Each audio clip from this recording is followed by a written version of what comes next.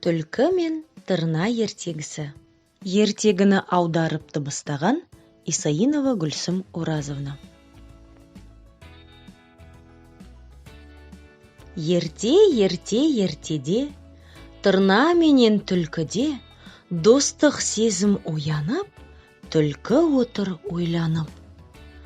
Тырнаны мен тамаққа, шақырамын қонаққа.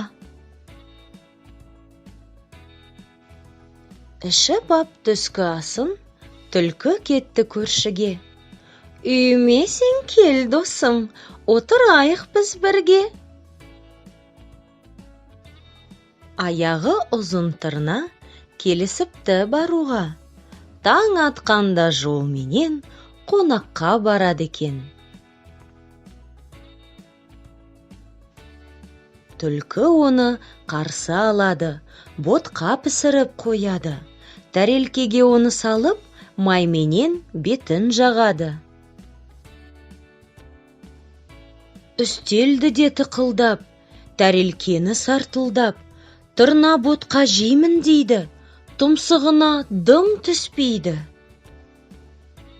Тәрелкені өзіне түлкі қайта жылжытады. Оны жалап отырып, бар ботқаны жеп қояды. Ботқаны жеп болғансын, түлкі майысып айтады. Кешір мені, тырна досым, ботқам менің көп шықпады. Тырна айтты білдіртпей, түлкіні де ренжітпей. Рахмет саған, досым, қонаққа сен кел өзің. Сәрсенбіде қаласаң, түскі асқа кел маған.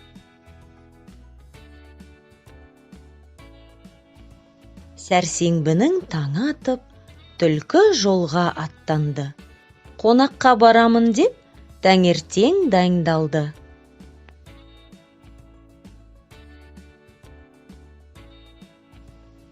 Тырна оны қарсы алады, есікте тұрып айтады.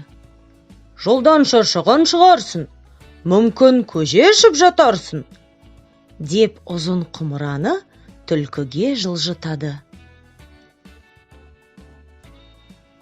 Түлкі былай айналып, құмыраны жағалайды. Тұмсығы жоқ, жеп шоқып, көжені іше алмайды. Былай барып, былай тұрады, одан ештеңе шықпады. Құмыра иіскеп жалайды, аузы оған сыймайды. Ал тырна құмыраға ұзын тұмсығын сұғады. Түлкіге дайындаған көжесін ішіп қояды.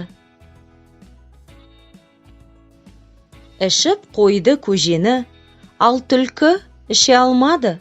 Тегін тамаққа келіп, ойлағаныңдай шықпады. Бос құмыра тұр міне, ал түлкі кетті үйге. Ызаланып кетті тек, қу түлкіге сол керек. Не ексең, соны орарсың. Халық бекер айтпаған. Сол уақыттан қу түлкі тырнаға жоламаған.